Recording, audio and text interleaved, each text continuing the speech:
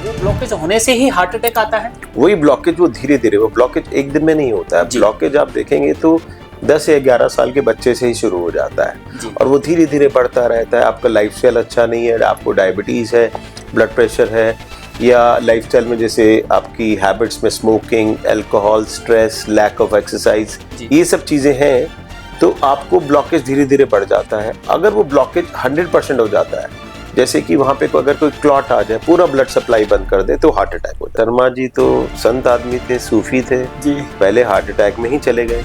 और वर्मा जी हैं, सारे काम करते हैं, ड्रिंक, स्मोक, तंबाकू, मोटापा, डायबिटीज, तब भी, लेकिन वो शर्मा जी बहुत लिमिटेड शर्मा जी ऐसे हैं और लिमिटेड ही वर्मा जी ऐसे हैं, क्योंकि बाकी जो वर्मा जी है ना, वो अस्पताल ही नहीं पहुंच पाते हैं। मेल्स में ज्यादा होता है हार्ट अटैक्स, लेकिन पोस्ट मीनोपॉजल फीमेल्स में 45-50 के बाद मेल्स और फीमेल्स में इक्वल ही होता है।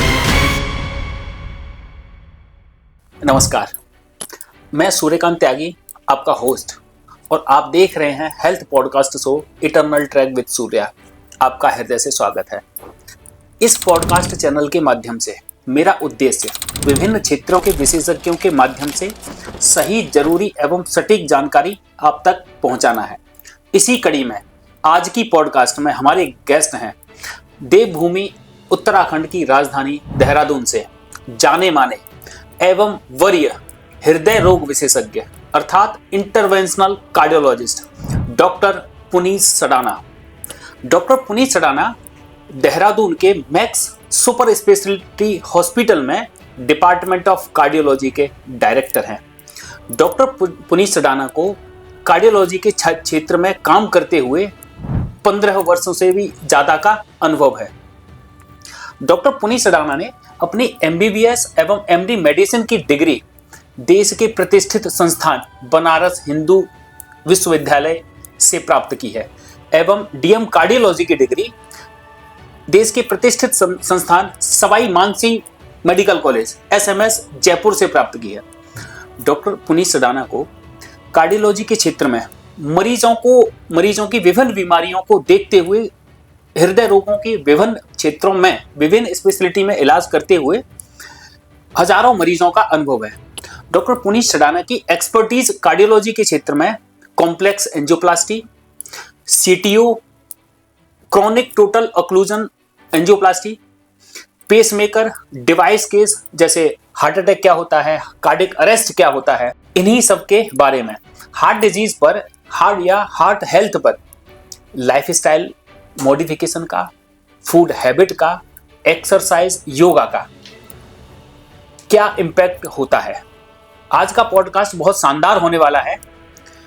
यदि आप स्वयं, आपके घर में कोई या आपके आस पड़ोस में कोई हृदय रोग से ग्रसित है तो यह पॉडकास्ट सिर्फ आपके लिए है। आइए शुरू करते हैं आज का पॉडकास्ट। नमस्ते सर। नमस्कार सूर्य, कैसे हैं आप? बहुत ठीक है, आप बताएं। मैं बहुत अच्छा। आपका बहुत बहुत आभार, आपका बहुत बहुत स्वागत। और आपका भी बहुत बहुत धन्यवाद। मेरे ख्याल से इस पॉडकास्ट के द्वारा हम हार्ट प्रॉब्लम से रिलेटेड जनरल पब्लिक में अवेयरनेस फैलाने में सक्षम रहेंगे। जी, वही कोशिश है सर। 21वीं सदी में लोग बहुत जागरूक भी हैं, पढ़े लिखे भी हैं, जो कि अभी मोस्ट प्रोबेबली कोविड के बाद से अपनी हेल्थ को लेकर बहुत कॉन्शियस हो गए हैं, जो कि अपने खान पान में बदलाव कर रहे हैं और योगा, एक्सरसाइज, इनकी तरफ लोग बढ़ रहे हैं। वेजिटेरियन ज़्यादा होने लगे हैं लोग। तो सर, ये कोविड में ऐसा क्या हुआ? इसके बाद, कोविड के बाद के दो पहलू हैं। एक तो आज का युवा भी और सामान्य पुरुष लोग भी जागरूक हो गए हैं हेल्थ के प्रति। दूसरा, कोविड के बाद ये भी देखा गया है कि हार्ट हेल्थ पे कोविड वैक्सीन का क्या फर्क पड़ा है, ये आपसे जानेंगे। और कई लोग, ये चर्चा है या कई न्यूज़पेपर, प्रिंट मीडिया में ये है कि कोविड वैक्सीन से हार्ट अटैक की अभी समस्याएं ज़्यादा हो रही, ये कितना सही है? एक्चुअली अगर आप कोविड वैक्सीन की बात करेंगे, ये तरह तरह की भ्रांतियां फैलाई गई हैं जी। कोई लंबी स्टडी या रिसर्च नहीं हुई है, क्योंकि कोविड अभी बहुत पुराना बीमारी भी नहीं है, 2-3 साल पुरानी बीमारी है। किसी भी बीमारी के डिटेल में जाने में एटलीस्ट 10 से 15 साल लगते हैं जी। तो ये लोगों ने, खासकर उन लोगों ने जिन्होंने कोविड वैक्सीन नहीं लगवानी थी, हर तरह के लोग होते हैं, कुछ लोग लगवाना चाहते थे, कुछ लोग नहीं लगवाना चाहते थे, लेकिन अगर आप मेरा ओपिनियन पूछेंगे, कोविड वैक्सीन ही एक ऐसा तरीका था हमारे पास जिससे हम कोविड की सीवियरिटी को प्रिवेंट कर सकते थे जी। और कोई भी रिसर्च ऐसी नहीं आई है जिससे डायरेक्ट कोई संबंध या डायरेक्ट रिलेशनशिप निकाला गया हो कि कोविड वैक्सीन लगाने से हार्ट अटैक हुआ है जी। कोविड बीमारी से रिलेटेड अगर पूछेंगे तो डेफिनेटली, ऑल्दो बहुत कोई स्ट्रॉन्ग रिसर्च तो नहीं है, लेकिन जैसे जो हार्ट अटैक होता है वो हार्ट की नसों में ब्लॉकेज की वजह से होता है जिसे हम एथेरोस्क्लेरोसिस बोलते हैं जी। और वो एक तरह का इन्फ्लेमेटरी रिस्पॉन्स है बॉडी का जी। और कोविड भी एक तरह का वायरल इन्फ्लेमेटरी रिएक्शन था जी। तो देखा गया है कि कोविड के बाद कुछ लोगों को हार्ट अटैक के चांसेस बढ़ गए हैं। इसके कई कारण हैं, एक तो स्ट्रेस भी कारण था, ब्लड प्रेशर बढ़ गया, कोलेस्ट्रॉल की मात्रा में चेंजेस आए और एक इन्फ्लेमेटरी जो मैंने बताया डिसऑर्डर है। तो कोई भी इन्फ्लेमेटरी डिसऑर्डर अगर बॉडी में होगा उससे एथेरोस्क्लेरोसिस यानी कि हार्ट की आर्टरीज में ब्लॉकेज बढ़ जाता है जी। लेकिन कोई डायरेक्ट कोरिलेशन कोविड या कोविड वैक्सीन का किसी भी लंबी रिसर्च में नहीं आया है कि उससे हार्ट अटैक के चांसेस बढ़ गए जी। सामान्य तौर पर बात करेंगे, कौन कौन सी कॉमन बीमारियां होती हैं हृदय की? हृदय की हम अडल्ट की ही बात करते हैं जी। एक कुछ कंजेनाइटल यानी जो जन्म की बीमारियां होती हैं उसको डिस्कस करना वो एक अलग ही टॉपिक है जी, जी। जो बच्चों से जन्म में, जैसे दिल में आपने सुना होगा, ये जनता निच्छेद में छेद होना दिल में, या और कई तरह की बीमारियां होती हैं। हम अडल्ट जो सामान्य लोगों के लिए जानना बहुत आवश्यक है, एक है ब्लड प्रेशर, वो भी एक तरह का हार्ट का ही प्रॉब्लम है क्योंकि ब्लड प्रेशर हार्ट की प्रॉब्लम को एक अलग से नहीं देखा जा सकता। हार्ट और ब्लड वेसल्स इनको इकट्ठे ही देखा जाता है जी। तो ब्लड प्रेशर हो गया एक बीमारी जी। दूसरा है सबसे इम्पोर्टेंट कॉर्नरी आर्टरी डिसीज जी, यानी कि हार्ट की आर्टरीज में ब्लॉकेज होना। इसमें आप दो तरह से डिवाइड कर सकते हो, एक तो एंजाइना पेन होता है, एक होता है एक्यूट हार्ट अटैक जिसे मायोकार्डियल इन्फार्क्शन बोलते हैं। एंजाइना पेन तब होता है जैसे किसी मरीज को दर्द हो रहा है, चलने पे रुकने पे ठीक हो जा रहा है, छाती पे दबाव पड़ रहा है, बाएं या दाएं हाथ में दर्द जा रहा है, जबड़े में दर्द हो रहा है, पसीना आ रहा है, लेकिन ये कुछ एक्सर्शन या एक्टिविटी पे होगा जी। ये जब हार्ट की आर्टरीज में यानी कॉर्नरी आर्टरीज में 100% से कम ब्लॉकेज हो। लेकिन कई बार क्या होता है, हार्ट की आर्टरीज में all of a sudden 100% block हो जाता है, क्लॉट आ जाता है, जिसके कारण ब्लड सप्लाई हार्ट की कुछ समय के लिए, जब तक वो नस को खोलोगे नहीं, एकदम बंद हो जाती है और हार्ट डैमेज हो जाता है, जिसे हम हार्ट अटैक बोलते हैं जी। तो अगर हम ऐसे वैल्वुलर हार्ट डिसीज हैं, जैसे हार्ट में 4 वॉल्व्स होते हैं, उनके डिसीज हैं, लेकिन जनरल अवेयरनेस के लिए सबसे इंपॉर्टेंट है हम सबको ब्लड प्रेशर के बारे में जानना और कॉर्नरी आर्टरी डिसीज के बारे में जानना। इन दोनों बीमारियों को हम कई तरीकों से प्रिवेंट भी कर सकते हैं जी। जैसे कि हम बात करेंगे, आपने बताया कॉर्नरी आर्टरी डिसीज, मतलब हृदय की नसों में ब्लॉकेज हो जाना, धमनियों में ब्लॉकेज होना जी। और वो ब्लॉकेज होने से ही हार्ट अटैक आता है? वही ब्लॉकेज, वो धीरे धीरे, वो ब्लॉकेज एक दिन में नहीं होता है। ब्लॉकेज आप देखेंगे तो 10 या 11 साल के बच्चे से ही शुरू हो जाता है और वो धीरे धीरे बढ़ता रहता है। आपका लाइफस्टाइल अच्छा नहीं है, आपको डायबिटीज है, ब्लड प्रेशर है, या लाइफस्टाइल में जैसे आपकी हैबिट्स में smoking, alcohol, stress, lack of exercise, ये सब चीजें हैं, तो आपको ब्लॉकेज धीरे धीरे बढ़ जाता है। अगर वो ब्लॉकेज 100% हो जाता है, जैसे कि वहां पे अगर कोई क्लॉट आ जाए, पूरा ब्लड सप्लाई बंद कर दे, तो हार्ट अटैक हो जाता है जी। हार्ट डिजीज के रिस्क फैक्टर्स क्या क्या हो सकते हैं? हार्ट डिसीज के अगर सूर्या जी आप पूछेंगे रिस्क फैक्टर्स, इसको हम दो तरह से डिवाइड करते हैं जी। एक होते हैं मॉडिफाइबल रिस्क फैक्टर्स, एक नॉन मॉडिफाइबल। नॉन मॉडिफाइबल जिनमें हम कुछ नहीं कर सकते हैं, जैसे age of the patient, age तो बढ़नी है सबकी, उसको आप रोक नहीं सकते हैं। दूसरा सेक्स ऑफ द पेशेंट जी, कोई मेल है तो मेल रहेगा, फीमेल है तो फीमेल रहेगा जी। मेल्स में ज्यादा होती है हार्ट प्रॉब्लम्स, रीजन उसका क्या है? क्योंकि फीमेल्स में कुछ फीमेल हार्मोन्स होते हैं जो इसको प्रोटेक्ट करते हैं हार्ट प्रॉब्लम के अगेंस्ट, लेकिन मीनोपॉज के बाद यानी कि 45-50 के बाद फीमेल्स में भी हार्ट प्रॉब्लम की प्रोबेबिलिटी या कॉर्नरी आर्टरी डिसीज की प्रोबेबिलिटी उतनी होती है। तो एज हो गया, सेक्स हो गया, तीसरा होता है रेस जी। देखा गया through out the world, south east Asian लोग, जो साउथ ईस्ट एशिया के लोग हैं जी, उनमें हार्ट प्रॉब्लम की प्रोबेबिलिटी ज्यादा है, क्योंकि हमारे में जेनेटिक्स ऐसा, अंदर ऐसी बनावट है। इवन कि अगर साउथ ईस्ट एशियन लोग देखेंगे अमेरिका या यूरोप में भी रह रहे हैं, तब भी उनमें हार्ट प्रॉब्लम ज्यादा होती है। तो एज, सेक्स, आपका जेनेटिक प्रीडिस्पोजिशन और रेस, ये 4 नॉन मॉडिफाइबल रिस्क फैक्टर हो गए। और एक दूसरा होता है मॉडिफाइबल रिस्क फैक्टर्स। मॉडिफाइबल जिसमें हम कुछ चेंज कर सकते हैं, इनमें आता है blood pressure, sugar, smoking, lack of exercise, overweight, alcohol intake. ये सब चीजें हैं जिनके कारण, जिनको हम मॉडिफाई कर सकते हैं। अगर हम इनके ऊपर ध्यान दें, जैसे ब्लड प्रेशर, डायबिटीज की दवाई लें, एक्सरसाइज करें, मोटापा कम करें, डाइट अच्छी रखें, तो हम, और स्मोकिंग और अल्कोहल का सेवन ना करें, तो हम हार्ट की प्रॉब्लम को, जरूरी नहीं है कि रोक पाए, लेकिन कोशिश कर सकते हैं, प्रिवेंट कर सकते हैं। तो मॉडिफाइबल हो गए और नॉन मॉडिफाइबल हो गए। क्या हृदय रोग किसी जियोग्राफिकल एरिया या जेंडर पे भी कोई मैंने आपको जैसे अभी बताया सूर्या जी, मेल्स में ज्यादा होता है हार्ट अटैक्स, लेकिन पोस्ट मीनोपॉजल फीमेल्स में 45-50 के बाद मेल्स और फीमेल्स में इक्वल ही होता है। दूसरा, जैसे मैंने ज्योग्राफी बताई, साउथ ईस्ट एशियन लोग, यानी कि हम, पाकिस्तान, बांग्लादेश, श्रीलंका, यहाँ के लोगों को ज्यादा होता है। इवन कि ये कैसे पता चला, क्योंकि जो इंडियन या पाकिस्तानी या बांग्लादेशी लोग माइग्रेंट्स हैं यूरोपियन वर्ल्ड में, देखा गया है, वहां पे भी देखेंगे उनको ज्यादा हो रहा है व्हाइट्स के कंपैरिजन में।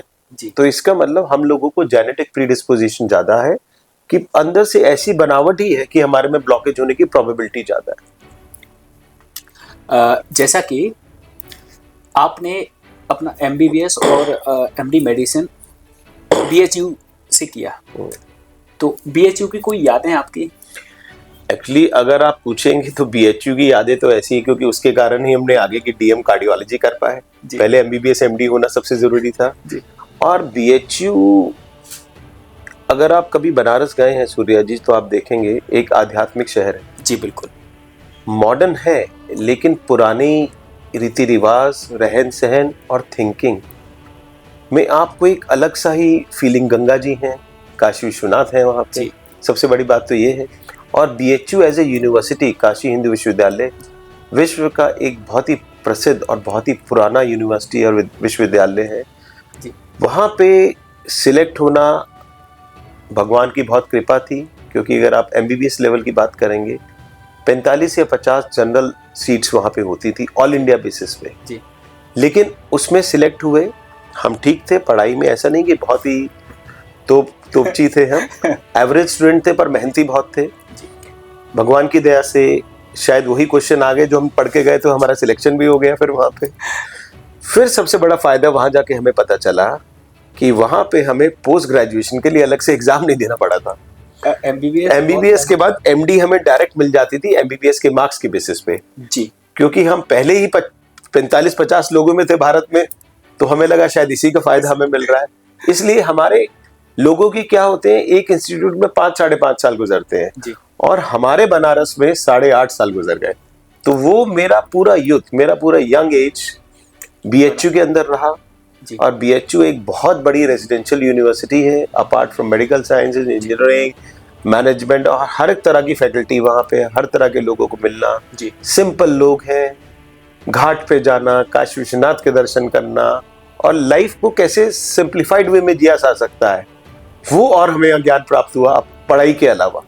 तो मेरे अनुभव, और सबसे important, last but not the least, मेरी धर्म पत्नी भी बनारस में ही हमें मिली। तो हमारा तो संबंध जन्म भर का हो गया बनारस से। बनारस को मिस करते हैं BHU को? बहुत ज्यादा मिस करते हैं। मित्र लोग रहे, मित्र लोग अभी भी हैं। उसमें से कुछ लोग प्राइवेट प्रैक्टिस करते हैं, कुछ लोग काशी विश्वविद्यालय के सर सुंदरलाल हॉस्पिटल में ही, हमारे इंस्टीट्यूट ऑफ मेडिकल साइंसेज में ही प्रोफेसर और डिपार्टमेंट हेड बने हुए हैं अभी। तो हमारा मिलना जुलना, बातचीत होती रहती है। चूंकि मेडिकल साइंस में बहुत सारी स्पेशलिटी हैं, तो कार्डियोलॉजी स्पेशलिटी चुनना आपका पहले से ध्येय था?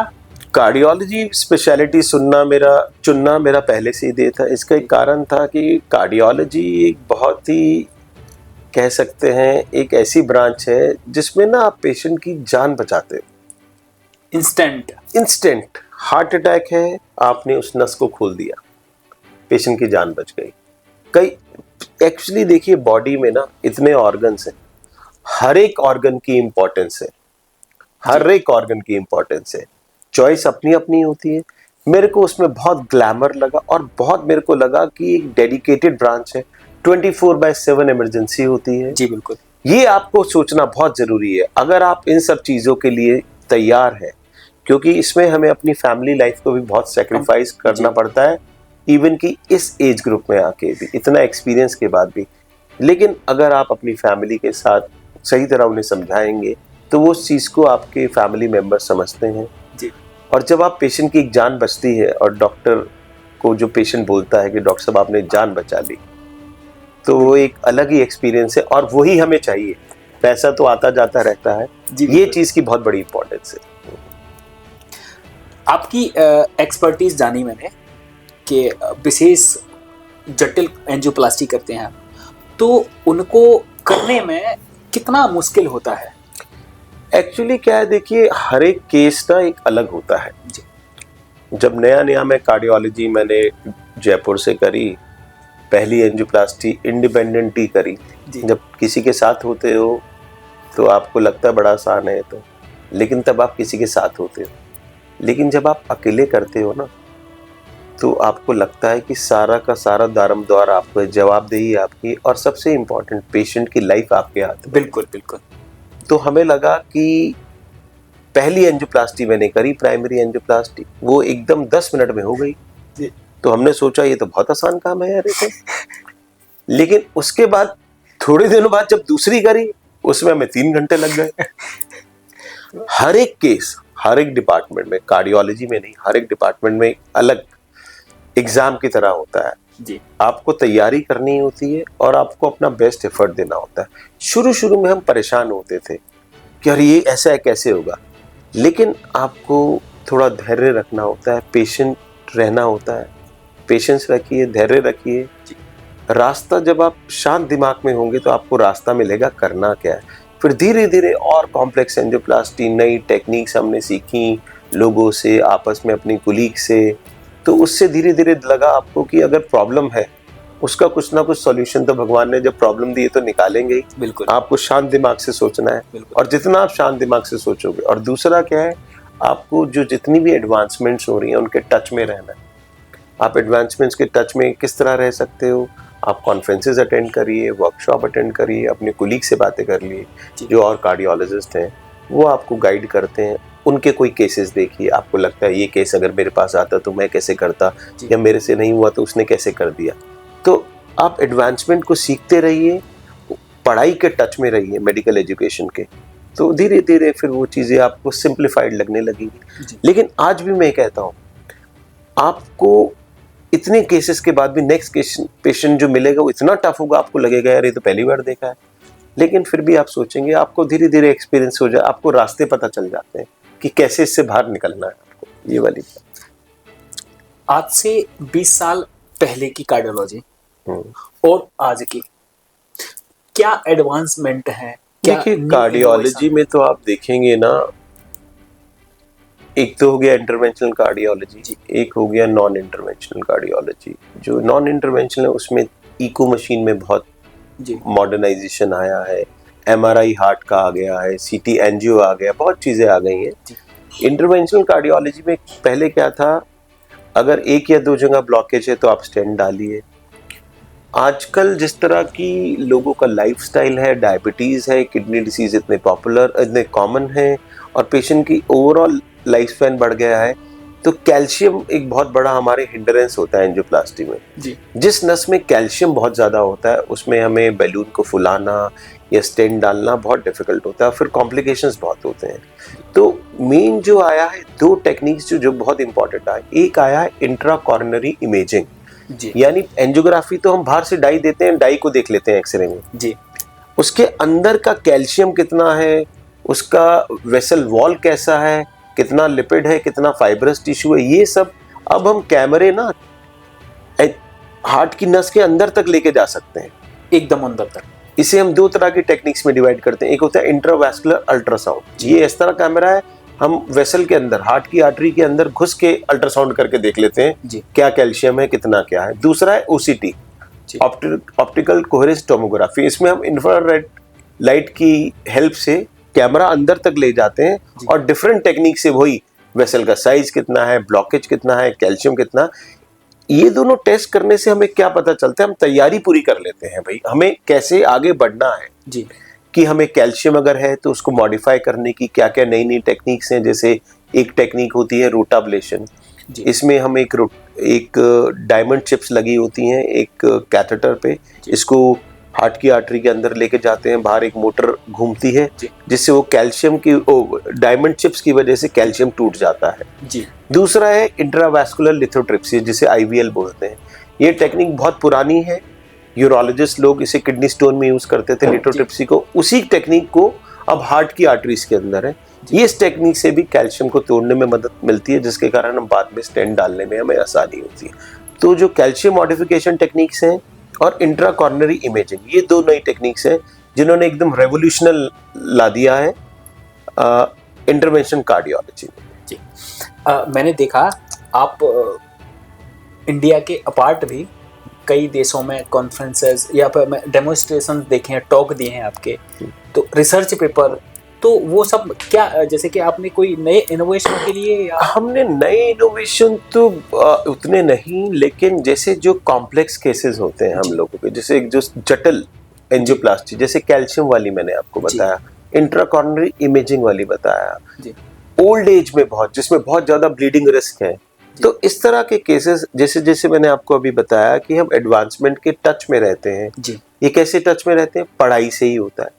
आप जितने बजे बड़े डॉक्टर बन जाए, लेकिन आपको पढ़ाई हमेशा करते रहना। जैसे आपने कोई कॉम्प्लेक्स केस देखा, आप वो नेशनल या इंटरनेशनल कॉन्फ्रेंस में उसे सबमिट करिए। अगर वो आपका सिलेक्ट होता है तो आप उसको प्रेजेंट करेंगे। एक तो इंटरनेशनल या नेशनल फोरम पे जब आप अपने आप को रिप्रेजेंट करते हो, उसमें एक अलग ही आपको फीलिंग आती है। दूसरा क्या है, जब आप ऐसी कॉन्फ्रेंस में जाके आपने केस प्रेजेंट किया, तो आपने उसमें क्या गलती की या क्या अच्छा किया, दोनों तरह के ओपिनियंस आपको मिलेंगे कि कोई और किसी सीनियर या जो मॉडरेटर है सेशन का, उसने कैसे किया उसे, या उसने बोला डॉक्टर साहब आपने बहुत अच्छा किया। दूसरा क्या है, फिर आप लोगों के केसेस देखोगे, और जो इंटरवेंशन कार्डियोलॉजी के advancement through out the world हो रही है, उससे आपको लर्निंग एक्सपीरियंस मिलेगा। तो ये इंपॉर्टेंस होती है कॉन्फ्रेंस अटेंड करने का। प्रेजेंट करो तो एक बहुत अच्छी बात है, अगर आप बाई चांस नहीं किसी कारणों से प्रेजेंट नहीं भी कर पा रहे, आप अटेंड जरूर करिए। जी, आजकल लोग बहुत अवेयर हो गए हैं, 6 महीने या साल भर में अपना फिजिकल चेकअप करवाते रहते हैं, चाहे कोई समस्या हो या नहीं हो। लेकिन आजकल बड़ा डर लगता है लोगों को, जैसे ही उनको कोलेस्ट्रॉल अपना बढ़ा हुआ मिल जाता है। तो कोलेस्ट्रॉल अगर बढ़ा हुआ है तो उससे हमें क्यों डरने की जरूरत है? ऐसा क्या होता है? जैसे मैंने आपको बताया था, रिस्क फैक्टर्स में मॉडिफाइबल में blood pressure, sugar, smoking, alcohol, lack of exercise, overweight और कोलेस्ट्रॉल, ये मॉडिफाइबल रिस्क फैक्टर है। ये एक कारण है जिसके कारण आपको कार्डियोवैस्कुलर डिसीज यानी कि हार्ट अटैक, पेरिफेरल गैंग्रीन या स्ट्रोक हो सकता है। तो अगर आपका कोलेस्ट्रॉल बढ़ा हुआ है तो आपको लाइफस्टाइल आपको अच्छा करना है, तली हुई चीजें कम खानी है। ओवरवेट है तो उसको कम करिए, ओवरवेट नहीं भी है तब भी 30 से 45 मिनट ब्रिस्क वॉकिंग करिए, साइकिलिंग, स्विमिंग। ओवरवेट है तो किसी डॉक्टर के देख रेख में आप फिटनेस एक्सरसाइजेस करिए। लाइफस्टाइल से अगर ठीक नहीं हो रहा है कोलेस्ट्रॉल, तो आपको कई तरह की दवाइयाँ हैं जो आपको डॉक्टर एडवाइस करेंगे, उसको लीजिए, क्योंकि एक बहुत बड़ा रिस्क फैक्टर है हार्ट प्रॉब्लम होने का। स्ट्रेस बहुत बड़ी समस्या है, बहुत व्यापक समस्या है। तो पहले जानेंगे कि जैसे कि आप बहुत कॉम्प्लिकेटेड केस करते हैं, जैसे हार्ट अटैक का मरीज आया, आपको एंजियोप्लास्टी करना है, तो कहीं ना कहीं मरीज का जो परिवार है वो भी स्ट्रेस में है, डरते हैं क्या होगा तो क्या होगा। और जब आप प्रोसीजर परफॉर्म करते हैं तो कहीं ना कहीं आपको बहुत सारी चीज़ें संभालनी होती हैं, अटेंडेंट को भी एक्सप्लेन करना है और केस पर भी ध्यान देना है। तो इन सब के बीच में आपका स्ट्रेस मैनेजमेंट का मूल मंत्र क्या है? देखिए, ये क्वेश्चन ऑल्दो इतना शुरुआत में अगर आप देखेंगे ना जी, तो हम बहुत स्ट्रेस लेते थे हर एक केस में जी, ठीक है। लेकिन अब क्या है, अब हमने देख लिया है, जैसे मैंने आपको बताया, कोई भी केस है, अगर आप एथिकल वर्क करोगे, सही काम करोगे, तो आप पेशेंट से कुछ छुपाओगे नहीं, पेशेंट के अटेंडेंट को सब बताओगे। सबसे पहले आपको पेशेंट फैमिली को अपने कॉन्फिडेंस में लेना है कि ये पूरा तरह समझाना है क्या प्रॉब्लम है, क्योंकि वो तो घबराई हुई है फैमिली जी, ठीक है जी। तो उसको समझाना है कि हार्ट अटैक क्या है जी। तो अगर उसको आप समझा देंगे तो आपके लिए आधी बैटल तो आपने जीत ली जी क्योंकि उसको आपके ऊपर कॉन्फिडेंस आ जाएगा पेशेंट को जी कि भैया उसके अटेंडेंट्स को कि डॉक्टर साहब जो भी करेंगे हमारे मरीज के हित में करेंगे और अच्छा काम करेंगे, तो आधी स्ट्रेस वहीं खत्म हो गई। दूसरा क्या है, जब आपकी ये स्ट्रेस खत्म होगी तो आपका पूरा फोकस मरीज की बीमारी पे चला जाएगा, तो आपके लिए सारी चीजें ठीक हो जाएंगी। अब दूसरा आपने पूछा आप कैसे अपना स्ट्रेस रिलीव करते हो। स्ट्रेस रिलीव का सबसे इंपॉर्टेंट सबसे इजी तरीका है एथिकल काम करिए। आप एथिकल काम करने, जहां आप अनएथिकल काम में घुस जाते हो, आपके मन में कुछ भी हीन भावना आ जाती है जी तो आप परेशान होना शुरू हो जाते हो कि मैंने ये गलत कर दिया। अगर आप एथिकल काम कर, देखिए गीता सार एक सबको पता है, आपको भी, हमें भी, जनता को भी पता है, आपको सिर्फ और सिर्फ कर्म करना है जी। फल आपके हाथ में नहीं, and result outcome of the procedure आपके हाथ में नहीं है। आपका काम है, आप डॉक्टर हैं, इंटरवेंशनल कार्डियोलॉजिस्ट हैं, आपका काम है अगर नस बंद है कोशिश करनी है खोलने की जी। खुलेगी नहीं खुलेगी, खुलने के बाद भी पेशेंट बचेगा नहीं बचेगा, ये आपके हाथ में नहीं है जी। चाहे जितना मर्जी बड़ा डॉक्टर हो किसी भी फैकल्टी का, एंड रिजल्ट उसके हाथ में नहीं होता है जी। आपको उस एंड रिजल्ट पे फोकस नहीं करना है, आपको फोकस करना है अच्छा और एथिकल काम करने पे, तो आपकी स्ट्रेस आदि। दूसरा है, आपको कभी भी ऐसा नहीं है, हमको भी स्ट्रेस होती है, तो आप स्ट्रेस रिलीव अपने कुलीग से, अपने फ्रेंड से, अपने फैमिली मेंबर से जी बातें करके, कुछ भी जैसे कोई कॉम्प्लेक्स प्रोसीजर किया आप स्ट्रेस में है तो आप अपने प्रोफेशनल कुलीग से बात करें, आपके साथ अगर कुलीग हैं आपके, अपने दोस्तों से बात करें जो उसी फील्ड के हैं कि भैया मैंने ऐसे करा, ऐसा है, बहुत स्ट्रेस हो रही है। तो 99% कोई भी दोस्त या आपका कुलीग ऐसा नहीं होगा जो आपका ढाढ़स नहीं बढ़ाएगा। वो ये भी सिंपल यही बोलेगा, चाहे उसने केस नहीं भी किया होगा, करे अरे नहीं आप चिंता मत करो, मेरे साथ भी ऐसा केस था वो ठीक निकल गया था, चाहे नहीं भी करा होगा। ये हम दूसरों के लिए भी करते हैं और दूसरे लोग हमारे लिए भी करते हैं। और अगर परेशानी है तो दोस्त यार, फैमिली, ये दो ही लोग हैं जो आपकी स्ट्रेस रिलीव करते हैं, बाकी सब तो स्ट्रेस देने के लिए पूरी दुनिया बैठी है आपके पास। ये बहुत। और अपने दिल की बात शेयर करना सीखो फैमिली मेंबर से। कई बातें आप नहीं शेयर कर सकते तो आपके दोस्त, आपके 4-5 ऐसे दोस्त होने चाहिए जिससे अपना दिल खोल के आप बात कर सकें, ठीक है जी। आजकल लोगों में सहन शक्ति है नहीं, स्ट्रेस तुरंत ले लेते हैं, समस्याएं बहुत सारी लोगों को वर्क पैटर्न से लेकर या करियर को लेकर, तो आजकल टेंशन सबको हो जाता है। क्या स्ट्रेस से और टेंशन से बीपी बढ़ने का कोई कारण है? देखिए बीपी को अगर मेडिकल टर्म में, कार्डियोलॉजी टर्म में बोला जाता है हाइपर टेंशन। जी। हाइपर होता है ज्यादा, टेंशन होती है टेंशन। तो ये इसी शब्द में ही छुपा हुआ है जी। टेंशन एक बहुत बड़ा कारण है हाइपर टेंशन होने के लिए जी। जो भी एक्चुअली अगर आप पुरानी जमाने की थोड़ी बात करेंगे, इवन कि हमारे टाइम की भी बात करेंगे, इतना स्ट्रेस नहीं था। स्ट्रेस इसलिए नहीं था क्योंकि हमारे पास इतनी चीजें थी नहीं सोचने के लिए। आजकल क्या है, 24/7 न्यूज आती है, न्यूज, मल्टीपल चैनल्स हैं, इंटरनेट है, केबल टीवी है, नेटफ्लिक्स है, ये है वो है, तो आपके पास स्ट्रेस लेने के बहुत कारण है देने की भी है और लेने की भी बहुत कारण है। पहले क्या होता था हमारे टाइम में, एक हफ्ते में एक मूवी आती थी, उसको भी न्यूज़पेपर में आता था या साप्ताहिक एक प्रोग्राम आता था, उसमें बताया जाता था संडे की ये मूवी है, तो हमें सिर्फ ये स्ट्रेस था कि संडे को ये मूवी देखनी है। और आज कल आप टीवी खोलिए, किसी भी मोमेंट पे आप 50-60 मूवीज देख सकते हो, लेकिन आप पूरी कोई नहीं देख पाते हो क्योंकि आप सोचते हो कल देख लेंगे, परसों देख लेंगे। दूसरा क्या है, कॉम्पिटिटिव स्ट्रेस बहुत ज़्यादा है। पहले इतना कॉम्पिटिटिव वर्ल्ड नहीं था, जो मिल गया अच्छा है, मेहनत करी, मिलता भी था। कंटेनमेंट पहले बहुत इजीली हो जाती थी। अगर आप अपने माता पिता की या हमारे माता पिता के उसमें जाएंगे ज़माने में, उनका क्या कंटेनमेंट किस में था कि एक बार जब मैं रिटायर हूँ तो एक बस फैमिली के लिए घर बन जाए। आजकल आप देखेंगे 22-23 साल के बच्चों का घर है, गाड़ी है, लेकिन बैकअप में लोन भी है, पूरा का पूरा लोन 80%, 80-90। पहले क्या था कि कोई लोन नाम से घर वाले घबराते थे। दूसरा क्या है, इन सब घबराहट से दूर करने के लिए उल्टी सीधी हैबिट्स हो गई हैं, स्मोकिंग, ड्रिंकिंग, ड्रग्स। पहले ये आप देखते थे क्लास में 1 या 2 लड़के स्मोक कर रहे हैं, आजकल 1 या 2 लड़के नहीं कर रहे हैं, क्योंकि आपको अंदर से टेंशन है, आपको उस टेंशन को दूर करने के लिए ऐसे मेजर्स लेने पड़ रहे हैं, लेकिन ये आपको लगता है कि हेल्प कर रहे हैं, लेकिन ये काउंटर प्रोडक्टिव होते हैं। तो मैंने बताया कंटेनमेंट नहीं है, कॉम्पिटिटिव स्ट्रेस है, वर्क स्ट्रेस है, उल्टी सीधी हैबिट्स है, अर्बनाइजेशन है, शहरीकरण से बहुत ज़्यादा प्रॉब्लम्स आ गई हैं, आपकी फूड हैबिट्स बहुत ख़राब हो गई है, स्नैक्स, उल्टी सीधी चीज़ें खाना, ये सब चीज़ें पहले नहीं थी। पहले आप देखेंगे महीने 2 महीने में एक बार बाहर का खाना खाते थे, आजकल अगर आप मेट्रोपॉलिटन में जाएंगे तो महीने या 2 महीने में एक बार घर पे खाना खाया जाता है। तो ये सब कारण है, फूड हैबिट्स, और आप सब कुछ 2 मिनट कहीं भी जाना है, स्कूटर उठाया, बाइक उठाई, गाड़ी उठाई, आज फिजिकल एक्टिविटी नहीं है, ओवरवेट हो रहा है, जंक फूड के कारण, स्मोकिंग, ड्रिंक, अल्कोहल में पड़ रहे हैं।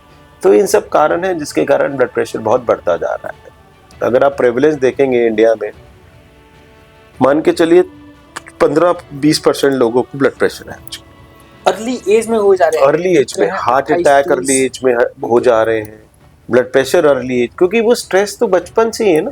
ये क्या ये एनवायरमेंटल फैक्टर है, अर्बनाइजेशन जैसे मैंने बताया, पोल्यूशन, वर्क स्ट्रेस, हैबिट्स, जो आपकी लाइफस्टाइल हैबिट्स खराब हो गई है, लैक ऑफ एक्सरसाइज, ओवरवेट, ये सब कारण है जिसके कारण हमारे हार्ट प्रॉब्लम्स अर्ली एज में भी हो जा रहे हैं। ऐसे क्या क्या उपाय हो सकते हैं जिनको करने से हार्ट हेल्थ को इम्प्रूव किया जा सकता हो?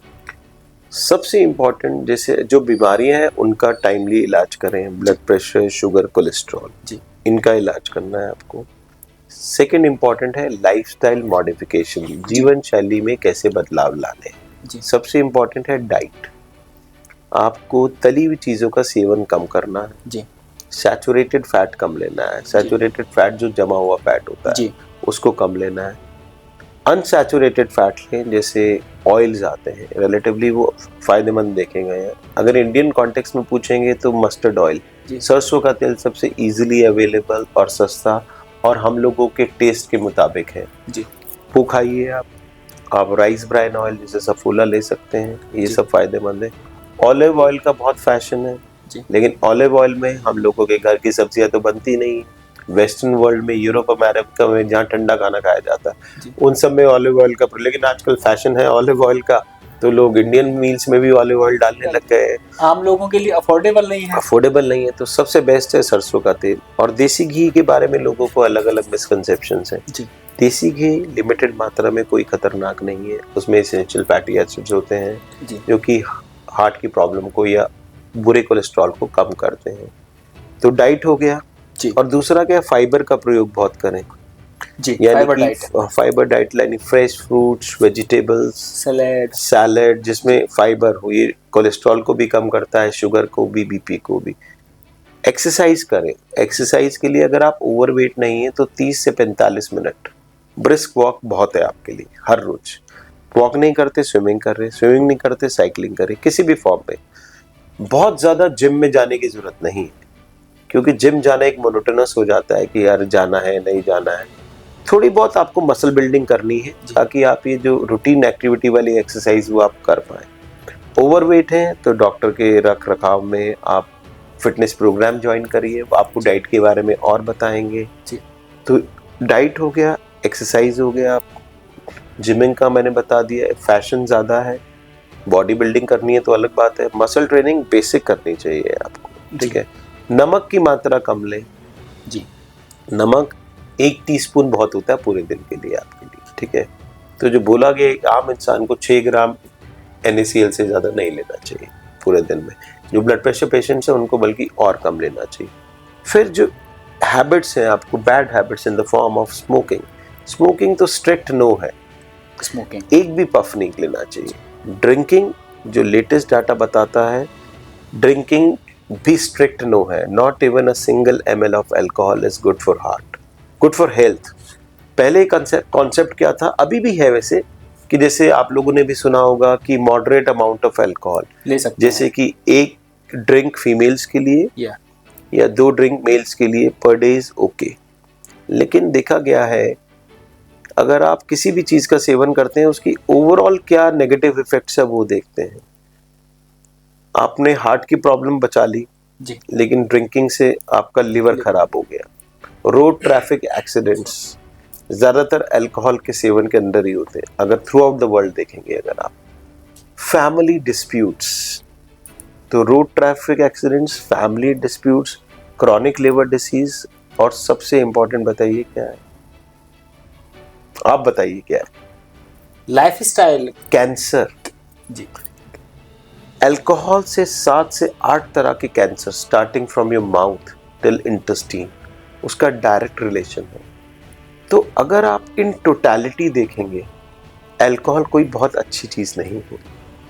तो जो लोग इसके आदी हैं, जैसे डिफेंस फोर्सेस में या काफ़ी समय से पी रहे हैं, एकदम नहीं छोड़ सकते, तो हम उन्हें बोलते हैं आप अल्कोहल का अमाउंट कम कर दीजिए, उसी मॉडरेट अमाउंट में ले आइए। छोड़ दें तो बहुत अच्छा है। लेकिन सबसे ज़्यादा लोग जो हमसे क्वेश्चन पूछते हैं हार्ट अटैक के एंजियोप्लास्टी के बाद कि सर हम दोस्त मिले थे, वो कह रहे थे कि भैया वाइन तो शुरू कर दो, रेड वाइन। तो हम इसके स्ट्रिक्टली अगेंस्ट हैं। जो नहीं पीता वो शुरू तो ना करे बिल्कुल भी। जो पी लेता है, जो पीता है, वो उसके अमाउंट कम कर दे, अपना नया स्टार्ट नहीं करना है। ये वाली बात। आप इतने सारे मरीज देखते हैं, इतने सारे प्रोसीजर किए हैं आज तक आपने, आपकी कोई पेशेंट सक्सेस स्टोरी? देखिए पेशेंट सक्सेस स्टोरी को आप कैसे बताएंगे? पेशेंट आया जी, आपकी कोशिश है कि उसकी जान बचे, कुछ में बच जाती है, कुछ में नहीं बच जाती है। लेकिन 1-2 पेशेंट्स हमेशा याद रह जाते हैं। एक बार एक बहुत एल्डरली पेशेंट थे, बहुत वीआईपी भी पेशेंट थे। जी, उत्तराखंड के बहुत फेमस गायक रहे हैं वो। तो उनको कुछ हार्ट का इशू हुआ, अटैक ही हुआ जी, तो बहुत पहाड़ पे थे, वहां से किसी दूसरे अस्पताल में गए वो। फिर वहां पे जब वो गए तो वहां पे शायद डॉक्टर नहीं थे, इलाज नहीं हो पाया प्रॉपरली, तो वो फिर हमारे अस्पताल में आ गए। जी, एक तो जो वीआईपी टैग लग जाता है मरीज के साथ, तब हमें थोड़ा बहुत स्ट्रेस हो जाता है, ठीक है, क्योंकि उसके जो आसपास के लोग हैं, घर वाले नहीं, उसके जो वीआईपी अटैचमेंट्स हैं वो ज्यादा परेशान करते हैं, चाहे उन्हें मरीज से कुछ भी लेना देना ना हो। तो वो हमारे अस्पताल में आए, पेशेंट वेंटिलेटर पे था, एंजियोप्लास्टी हुई। हर रोज उनसे कोई मिनिस्टर मिलने आ रहा है, कोई ब्यूरोक्रेट मिलने आ रहा है। उनके जो घर वाले थे वो बहुत ही सोबर थे, बहुत ही सिंपल। तो उनके बच्चों को मैंने अगले दिन बुलाया कि देखो भाई ऐसा है, मैंने उन्हें यही बोला कि एक वीआईपी सिंड्रोम होता है जी, कि मरीज, ठीक ठाक मरीज भी कॉम्प्लिकेट हो सकता है अगर ये वीआईपी वाला तमगा लगा रहेगा इनके साथ। तो उन्होंने मेरी वो बात मानी जी, वो बात मानी। तो उन्होंने उस दिन के बाद से जी, वो किसी भी अटेंडेंट को वीआईपी अलाउड नहीं किया, और वो पेशेंट 5 से 7 दिन बाद ठीक हुआ। और वो उनके बच्चे जब मेरे पास बाद में जब भी मिलते थे, आते थे, कह रहे डॉक्टर साहब हमने आपकी बात मानी, और सच में वो बात बिल्कुल सच थी। क्योंकि हम देखते हैं ज्यादा आप इधर उधर से फोन कराते हो, वीआईपी सिंड्रोम करते हो, कुछ ना कुछ कॉम्प्लिकेशन हो ही जाता है ना चाहते हुए भी। इसलिए बेटर है आप मरीज हैं, इलाज मरीज का होना है, इलाज डॉक्टर ने करना है जी, तीसरे जो आएंगे उनको ना लेना ना देना, शोबाजी में आएंगे, इधर उधर कुछ करके चले जाएंगे, जी, उससे मरीज का बेनिफिट हो ना हो, हमारे अंदर गुस्सा जरूर आ जाता है। इसलिए हम कहते हैं मरीज आप हो, हम डॉक्टर हैं, हमें इलाज करना है, आपको करवाना है, उसके अलावा तीसरे आदमी को छोड़ दो, एक्सेप्ट जो नियर वन, जो क्लोज फैमिली मेंबर्स हैं जी। क्योंकि वो चिंतित रहते हैं उनके बारे में। एज ए कार्डियोलॉजिस्ट, आपके हार्ट को हेल्दी रखने के 5 गोल्डन रूल। सबसे बड़ा रूल, डी स्ट्रेस। अपने दिल की बात दिल में मत रखो, जी, अपने दोस्त यार फैमिली मेंबर को बताओ। जी, डी स्ट्रेस और करने के तरीके, मेडिटेशन, आपकी कोई हॉबी है, जैसे आपकी गार्डनिंग हॉबी है, म्यूजिक हॉबी है, एक्सरसाइज हॉबी है, ये तीनों को आप फॉलो करें, आप स्ट्रेस आपको बहुत कम हो जाएगा। कोई भी प्रोफेशनल प्रॉब्लम हो तो आप अपने कुलीग या अपने मेडिकल फ्रेंड से डिस्कस करें। लाइफस्टाइल, अच्छा खाना यानी कि low fat low salt diet full of fibre and fresh fruits and vegetable. Daily कम से कम 30 से 45 मिनट अपने लिए एक्सरसाइज के लिए निकालना, वो चाहे सिंपल वॉक ही क्यों ना हो जी।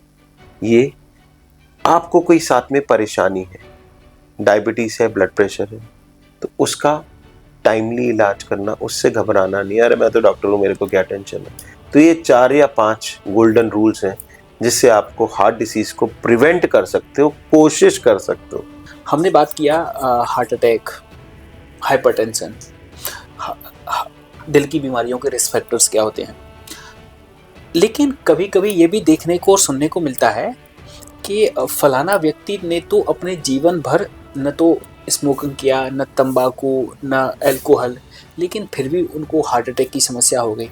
लेकिन फला आदमी है, उसने कभी जीवन में सब कुछ ट्राई किया, कुछ छोड़ा नहीं, लेकिन वो स्वस्थ बने हुए हैं। एक्चुअली क्या है ना, देखो इसको मैं इस तरह से एक्सप्लेन करता हूँ। मैं हर एक मरीज को सुनाता हूँ जो ये क्वेश्चन पूछता है जी। इसको मैंने अपने आप ही 2 सरनेम दे दिए, एक शर्मा जी, एक वर्मा जी। क्वेश्चन पूछा जाता है, शर्मा जी तो संत आदमी थे, सूफी थे जी, पहले हार्ट अटैक में ही चले गए, और वर्मा जी हैं सारे काम करते हैं, ड्रिंक, स्मोक, तंबाकू, मोटापा, डायबिटीज, तब भी जी। लेकिन वो शर्मा जी बहुत लिमिटेड शर्मा जी ऐसे हैं और लिमिटेड ही वर्मा जी ऐसे हैं, क्योंकि बाकी जो वर्मा जी है ना वो अस्पताल ही नहीं पहुंच पाते हैं जी जी। और वैसे शर्मा जी क्योंकि वो एक ही हैं, उनके बारे में हर जगह खबर हो जाती है। वर्मा जी के बारे में आदमी को ना इग्नोर करने की हैबिट है जी। क्या करता है कि जैसे अगर मैं आपको बोल दूं कि आप ड्रिंक करते रहो तो आपको लगेगा मैं सबसे अच्छा डॉक्टर हूँ जी जी। स्मोक थोड़ा थोड़ा करते रहो क्योंकि आदमी को वो चीजें पसंद है। हाँ। अब मैंने बोल दिया छोड़ने के लिए, तब आपको वो शर्मा जी याद आ जाएंगे कि वो सूफी वाले भी चले गए और जो पीता था वो ठीक रह गया। तो आपको इस तरह से समझ जाना है कि वो ऐसे वर्मा जी हम हर रोज हजारों वर्मा जी देखते हैं जो कि सब कुछ करते थे और उनको बहुत भयंकर परेशानी हो गई। उस तरह के शर्मा जी बहुत कम है जी। रिस्क फैक्टर्स इसमें जितने ज्यादा होंगे, हार्ट की प्रॉब्लम होने की प्रोबेबिलिटी उतनी ज्यादा होगी। बहुत बहुत धन्यवाद आपका इतनी महत्वपूर्ण जानकारी के लिए। बहुत बहुत आपका भी धन्यवाद सूर्या जी। नमस्कार।